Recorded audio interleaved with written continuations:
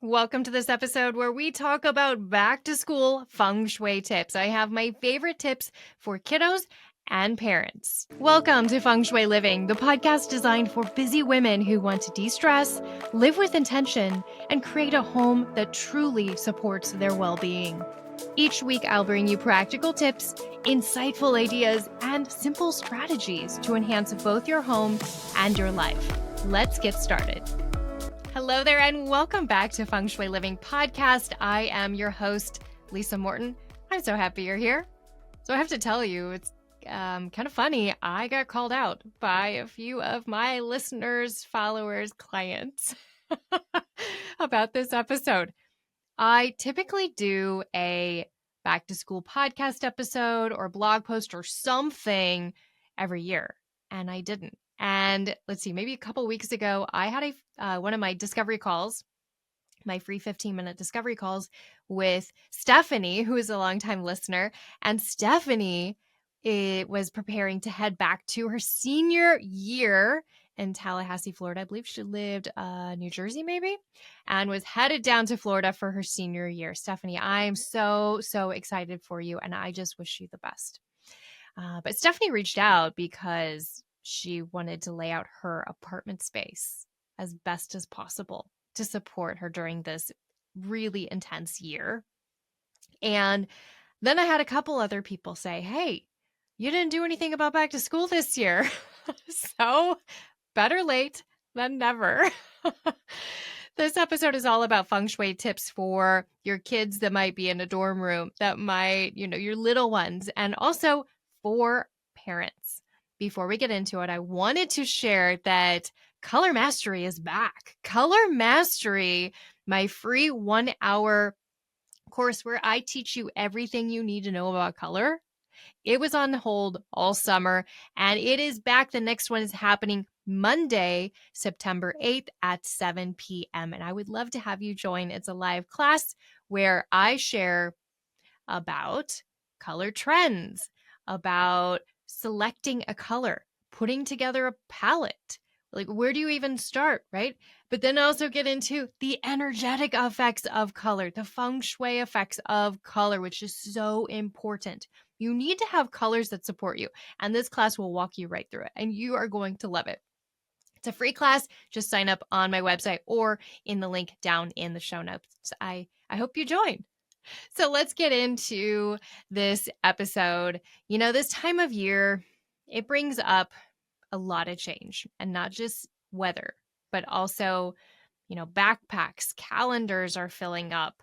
And for some people, you've recently sent your kids off to college. I know I have a lot of my friends whose kiddos are off to college, and it can be overwhelming for everyone. And with all this movement, it's so easy to let our homes and our energy kind of fall into chaos. So today I want to share, I have 3 layers of feng shui tips. So first we're going to get into the dorm rooms. Then we're going to get into these younger kiddos heading back to school. And finally, how you as the parent can stay supported through this all. So I hope you love this episode. Share it with a friend. Share it with, if you have send your son or daughter off to college, send it to them. So let's get into dorm rooms. Dorm rooms are often small, shared, oftentimes rather ugly, not at all designed with energy in mind. But there are a few easy fixes to make the space feel supportive. 1, the bed in the power position as best as possible. Place the bed in the command position so there's a solid wall behind and you can see the door. Now, you don't want to be directly in line with it. You want to be able to see the door off to a side. And, if you need, you can also use a mirror to symbolically see the entry. So placement of a mirror can be very strategic to help you see that entry. Sometimes we have to get really creative. Now, I know there's oftentimes lofted beds or storage under beds, and this is not always best. But again, we have to do what we have to do in some of these situations. I definitely recommend setting up zones. So having a workspace, a desk space where your brain's going to go, you're going to be typing away on your computer, maybe reading, whatever, and then having a separate sleep space. So you don't want to be napping at your desk, and you also want to avoid doing work in your bed. I want those to feel like two separate areas, kind of like when I talk about in your master bedroom, I say don't put the exercise bike in there, right? Because it's for sleep, it's for rest. Exercise is a more active, energetic activity. So we want that in a separate space. So keep that in mind. Also remember to ground with softness and texture. There typically isn't a lot of softness and texture in a dorm room. So add a rug. Add some textural blankets and throw pillows. It softens that industrial feel and also helps ground any kind of scattered college energy by having those big, thick, chunky textures. And this could even be maybe a throw across the bottom of the bed, and a big, chunky texture would be really nice. Next is create a mini altar of support. You'd be like, what's an altar? It's an intention altar. So it's nothing more than maybe a collection on a table, on a shelf of those little meaningful items from home. So this could be a photo, a family photo, a crystal, some sort of artwork to anchor your energy, to remind you, I'm home, find comfort, I can find peace, I can relax here. Next is air and light. Open the windows when possible. Get fresh air flowing through. We don't want it feeling stagnant in there. And also get some plants. Make friends with plants, even a small little one. Of course, remember to go for soft, rounded leaves. We want to avoid those spiky plants. Stick with the soft, rounded leaves. These are also going to freshen the energy and freshen the air in the room. And the last thing I wanted to talk about quickly here is I have an outrageous amount of parents who purchase good cheese spray clearing spritz to send to college with their kids. So I make this spritz myself. I started making this over 10 years ago. I hand make each bottle with moon water, with essential oils and ceremony, and it's a really beautiful aromatherapy spritz that also has energetic qualities to bring grounding and peace and comfort. I know some people mist it on their pillow before bed. You can just mist it around the room to refresh, and this works so well with dorm rooms. So pop onto the website, snag one if you're interested. So now let's transition. Let's transition to those younger kiddos, the littler ones heading back to school. Setting up intentional spaces can help with those routines and making routines easier. So, for example, the entryway landing zone, it could quickly turn to chaos. Now, we all know this. It could quickly turn to chaos, but having hooks, baskets, trays, anything to collect items from backpacks and shoes and papers, right? And papers can go everywhere.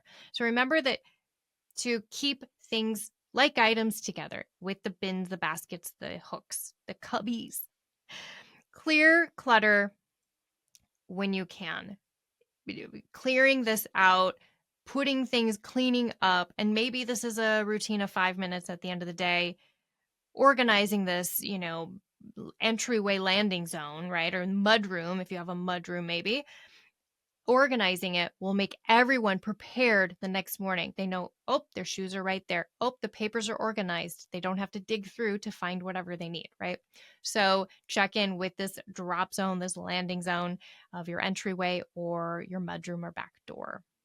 My next tip for the younger kiddos is to have a homework station. Have a dedicated homework station. Just flopping down at the counter or picking the empty seat at the dining table isn't going to support you. Have that dedicated space, a dedicated space for focus with good lighting, a supportive chair, and if possible, a desk in the command position. Sitting on the sofa doing some math homework isn't going to help them focus. Having this dedicated space. Again, really good lighting. Maybe this is a great place to bring in some essential oils.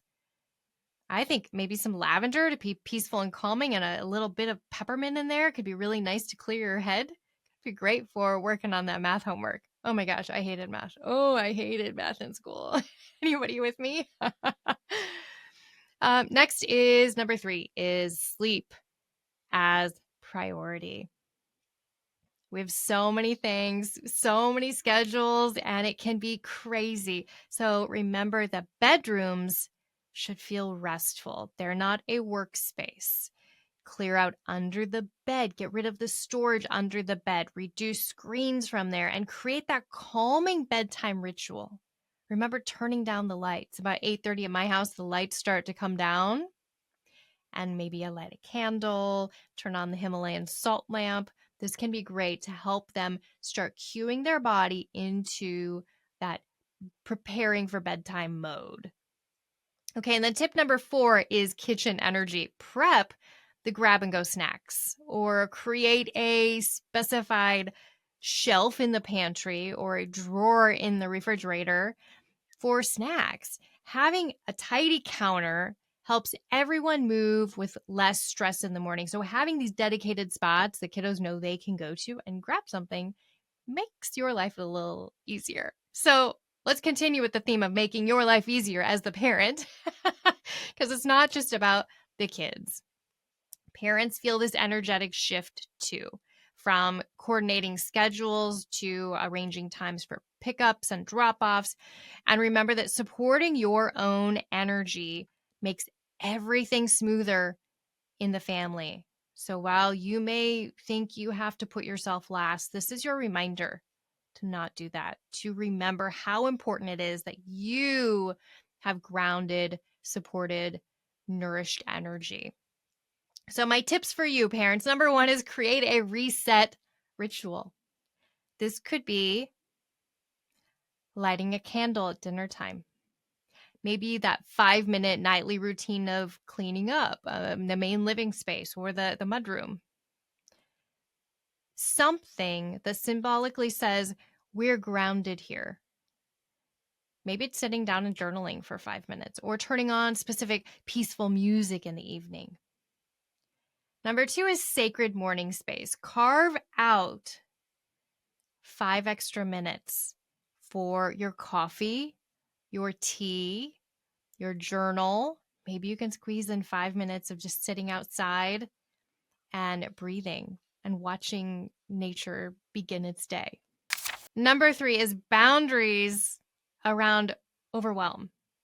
Okay, so keep the calendar visible, but we don't want it overwhelming. If you have this calendar with 50 million things on it, color coded, everybody has their own color, and it's front and center, and you see it all day, every day when you're standing there. Every time you walk in the kitchen, there it is, glaring at you. Right? It's not supportive. So set up a family command center. This could be a whiteboard, a corkboard, up space for all this, and that intense calendar, and gather all the to-dos in one space.